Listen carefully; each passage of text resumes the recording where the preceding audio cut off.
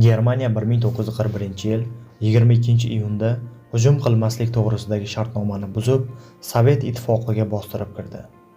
SSR tarkibidagi barcha respublikalar, shu jumladan O'zbekiston ham majburiy ravishda urush girdobiga tortildi. Urushning dastlabki kunlaridanoq O'zbekiston Sovet armiyasining kuchli arsenallaridan biriga aylanib, frontga ko'plab samolyotlar, aviatsiya bombalari va boshqa harbiy mahsulotlar berdi. Viktor Chernomyrdin O'zbekistonning g'alabaga qo'shgan hissasiga alohida to'xtalib, fashizmga qarshi otilgan har 10 ta snaryaddan bittasi O'zbekistonda ishlab chiqarilgan deb aytgan. Jang maydonlaridagi askarlarning qahramonona harakatlari bilan bir qatorda front ortida ham o'zbek xalqi samarali mehnat qilib, g'alabaga munosib hissa qo'shdi. Urush yillarida hamma narsa harbiy harakatlarga bo'ysundirilib, xalqning bor kuchi shunga yo'naltirildi. Mehnatga loyoqatli aholining frontga, mudofaa sanoatiga ommaviy ravishda jalb etilishi natijasida ishchilar safida yoshlar, xotin-qizlar tobora ko'payib, ishchi tarkibi o'zgardi. Ammo qishloq xo'jaligi izdan chiqib, aholining oziq-ovqatga bo'lgan ehtiyoji kuchaydi. Respublikaning demografik holatiga jiddiy ta'sir ko'rsatdi. Bularning barchasi shahar va qishloq aholisi orasida turlicha namoyon bo'ldi. Ikkinchi jahon urushi O'zbekiston aholisi demografiyaga sezilarli ta'sir ko'rsatib, respublika aholisi 1940-yil holatiga ko'ra 6.055.000 dan 1945-yil holatiga ko'ra 5.197.000 ga tushib qoldi. Frontga chaqirilganlarning deyarli 28% halok bo'ldi. Urush yillarida o'lim ko'rsatkichi tug'ilishga nisbatan ko'proq foizni tashkil qildi. Masalan, 1941-yilda 1000 aholiga tug'ilish ko'rsatkichi 34.2%, o'lim ko'rsatkichi esa 10.4% ni tashkil etgan bo'lsa, 1945-yilga kelib tug'ilish 1000 aholiga 17.7% ga tushib qoldi. Agar 1940-yilda ittifoq respublikalarida aholi tabiiy ko'payishi jihatidan O'zbekiston Armanistondan so'ng ikkinchi o'rinda turgan bo'lsa, urush davrida keskin pasayish evaziga 1950-yildagi ma'lumotga ko'ra Qozog'iston, Moldova, Qirg'iziston, Tojikiston, Armaniston va Turkmanistondan orqada qoldi. Ikkinchi jahon urushi davrida aholining ko'chirib keltirish aholi demografiyasiga katta ta'sir ko'rsatdi. Evakuatsiya qilingan aholini joylashtirish hisobiga shahar aholisining soni ko'paydi. Misol uchun, urush davom etayotgan hududlardan 1,5 million kishi, jumladan 250 mingdan ortiq bolalar ko'chirib keltirilgan edi. Agar 1941-yilda Toshkentda 470 ming aholi yashagan bo'lsa, evakuatsiya natijasida poytaxt aholisi qisqa vaqt ichida 1 million kishiga yetgan. Shu o'rinda aholida ta'kidlash lozimki, aholi oziq-ovqat yetishmovchiligidan aziyat chekayotgan bir pallada ko'chirib keltirilganlarni joylashtirish hamda moddiy jihatdan yordam ko'rsatish qiyin kechgan. Shu bois 1942-yil 2-yanvarda Usmon Yusupovning O'zbekistonga ko'chirilib keltirilgan bolalar hamda harbiy xizmatchilarning oila a'zolariga g'amxo'rlik qilish borasidagi taklifini ko'pchilik qo'llab-quvvatlagan bo'lsa-da, ba'zi aholi qatlamlari orasida ularga nisbatan yomon ko'rish hissi paydo bo'lganini aytib o'tish joiz. Respublika kolxozlarida urushning birinchi yilidanoq mehnatga yaroqli bo'lgan erkaklar soni 32% ga kamayib ketdi.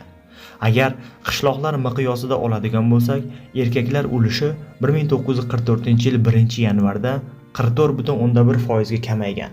Holbuki 1939-yilgi aholini ro'yxatga olish ma'lumotlariga ko'ra, erkaklar ulushi umumiy qishloq aholisining 51.7% ni tashkil etgan edi.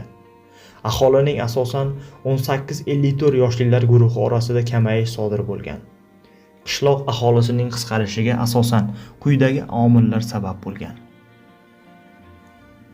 Qishloq aholisini harbiy ro'yxatga olish va chaqiruv komissiyalari orqali armiyaga safarbar etilishi. Sanoat va qurilishga aholini ommaviy safarbar qilish. Nemis istilosidan ozod qilingan hududlarda aholi safarbar qilindi.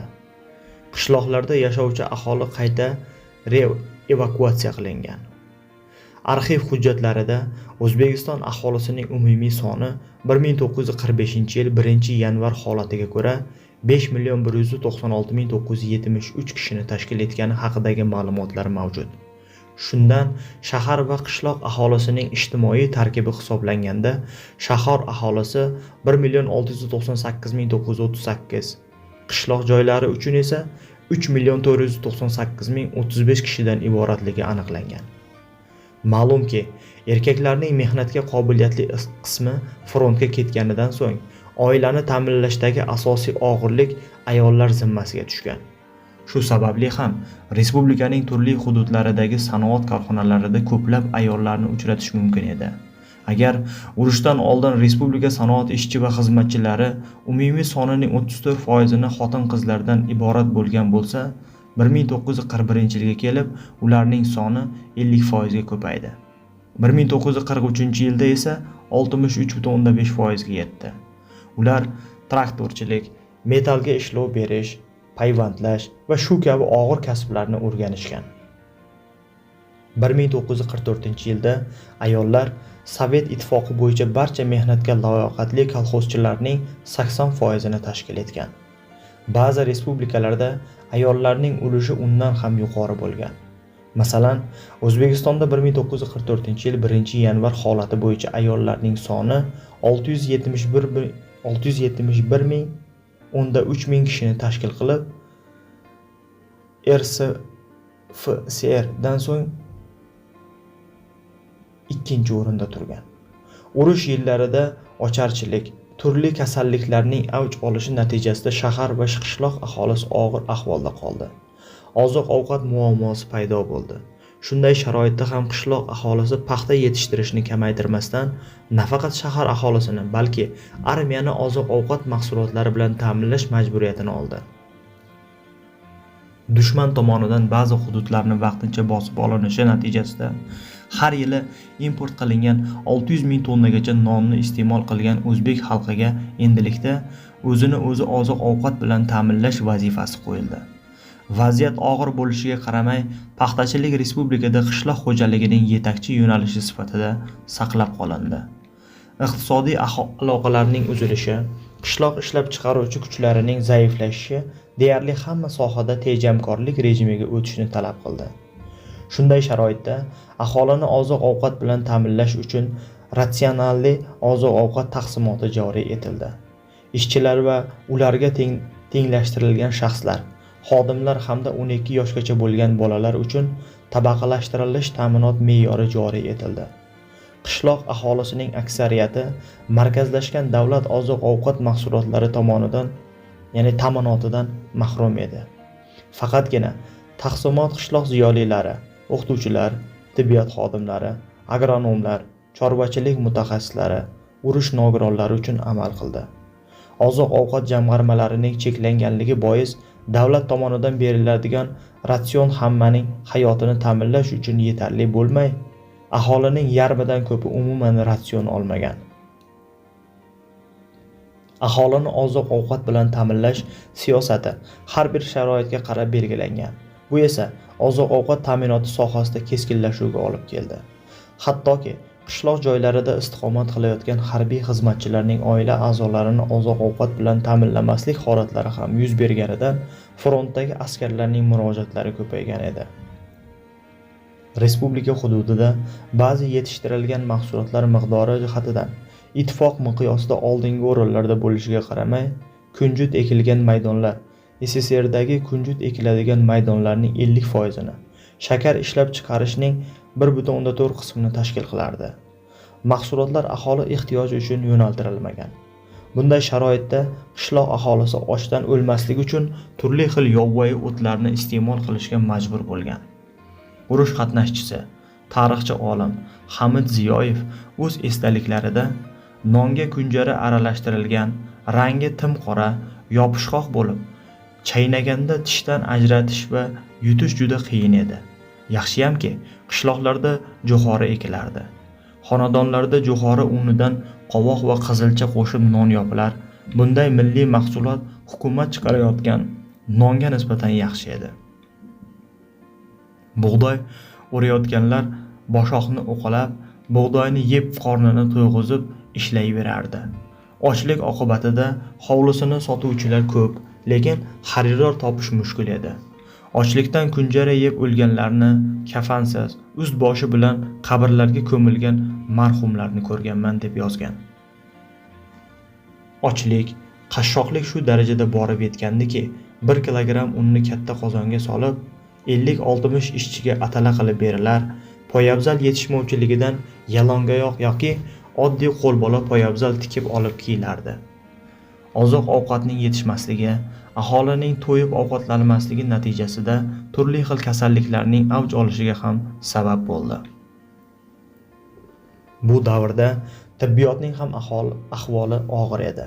Aholi soniga nisbatan solishtirganda 1940-yil holatiga ko'ra har 10 ming kishiga bir shifokor to'g'ri kelgan.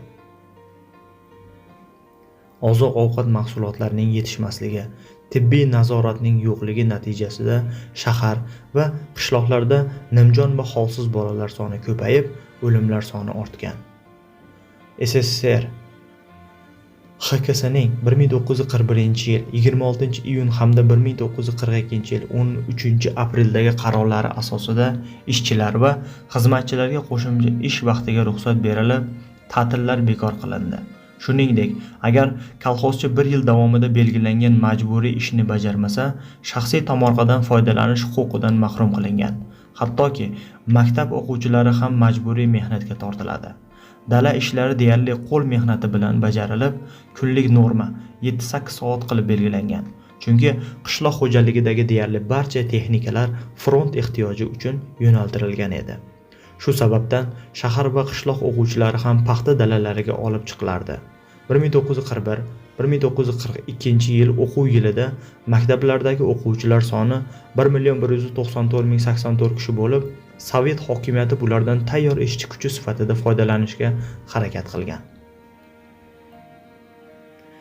Stalin haqiqati gazetasining 1942-yilgi sonida "Sen frontga qanday yordam berayotirsan" nomli maqola nashr etilgan. Unda sen agar frontga astoydil yordam berishni istasang, 2-3 kishini ishini bajar. Kuniga 120-150 kilogramm paxta ter. Paxtani mudofaa xom ashyosi ekanini yaxshi bilasan. Mazmunidagi targ'ibot ishlari kuchayib, paxta siyosat darajasigacha ko'tarilgan. 1 kilo paxtani yo'qotish og'ir jinoyat deb topilib, hattoki har bir gektar yeridan o'rtacha hisobda qancha paxta isrof bo'lishi hisoblab chiqilgan. Hisobotlarda o'qishdan ajralmasdan paxta terishda ishtirok etdilar. Deyilsa-da, aslida ko'pgina maktablarda o'quvchilar darsga borishmagan. Shu sababdan ham 1942-1943-yil o'quv yilining oxiriga kelib, respublikaga umumta'lim o'quv rejasi atiga 77% ga bajarilgan. 247,16 ming maktab yoshidagi bolalar o'qitilmay qolgan. Qori Niyoziyning ma'lumot berishicha, 1944-yil iyulda katta qishloqlarda qishloq yoshlari uchun kechki maktablar tashkil qilingan. Urush yillarida vujudga kelgan bu maktablar urush vaqti sharoitida yoshlarning ishlab chiqarishdan ajralmagan holda o'qishi maqsad qilingan edi. Biroq ushbu maktablarda o'qituvchilar, darsliklar va o'quv qo'llanmalari yetishmagan. Shuningdek, shahar va qishloq aholisiga pensiya tayinlash borasida ham nomutanosiblik bo'lib, pul miqdori oilada mehnatga layoqatli va layoqatsiz oila a'zolari soniga qarab belgilangan. Qishloq joylarida turadigan va qishloq xo'jaligiga bog'liq bo'lgan harbiy xizmatchilarning oila a'zolariga yordam shaharda turuvchilar uchun belgilangan yordamning 50% miqdorida bo'lgan. Qishloq nogironlari shahar nogironlariga qaraganda ancha kam yordam olishgan. Davlat bir ikkinchi guruh nogironlariga moddiy yordam ko'rsatgan holda, 3-guruhdagi nogironlarning ijtimoiy ta'minotini o'ziga olmadi. Kolxoz a'zolari mablag'lari cheklangan bo'lishiga qaramay, urush nogironlariga yoqilg'i zaxirasini to'plash, uy-joylarini ta'minlash va boshqa masalalarni hal etishda ko'maklashgan. Xullas, Ikkinchi jahon urushi O'zbekistonning demografik holatini tubdan o'zgartirib, aholining o'sish darajasiga hamda uning tarkibiga ta'sir ko'rsatdi. Mehnatga layoqatli erkaklarning frontga jalb etilishi, ommaviy tarzda ayollar va maktab yoshidagi o'smirlarni sanoat korxonalari va dala ishlariga tortilishiga, uzaytirilgan ish soatida ishlashga majbur qildi. qishloq aholisi nafaqat o'z ehtiyoji uchun ishlashga, balki armiyani oziq-ovqat mahsulotlari bilan ta'minlashga ham majbur bo'ldi. Ushbu maqolani O'zbekiston Fanlari akademiyasi Tarix instituti tayanch doktoranti Mirshod Siddiqov tayyorladi. Ushbu maqola Oyna.uz saytidan olindi. Bizni tinglaganingiz uchun, bizni qo'llab-quvvatlab turganingiz uchun biz sizlarga o'z minnatdorchiligimizni bildirib qolamiz. Xato va kamchiliklarimiz bo'lsa, biz sizlardan uzr so'rab qolamiz. Videolarimizga like bosing, kanalimizga obuna bo'ling. Videolarimiz havolalarini olib, o'zingizni ijtimoiy tarmoqdagi do'stlaringizga, guruhlaringizga tarqatib qo'yishingizni so'rab qolamiz. Sog' bo'ling, salomat bo'ling.